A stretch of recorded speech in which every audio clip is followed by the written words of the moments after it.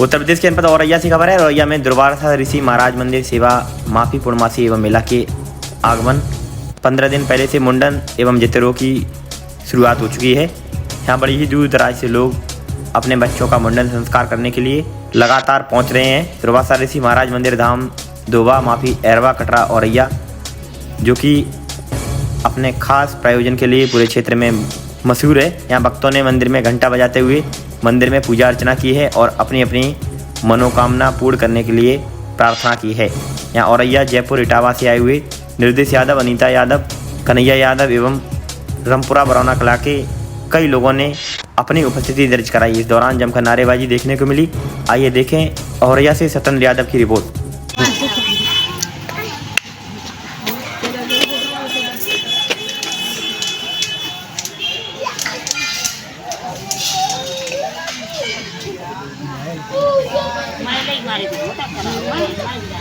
अपने दांत कटो दे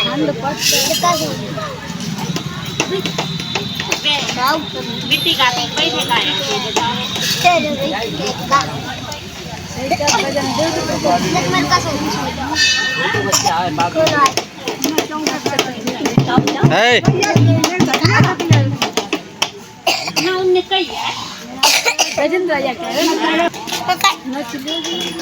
है।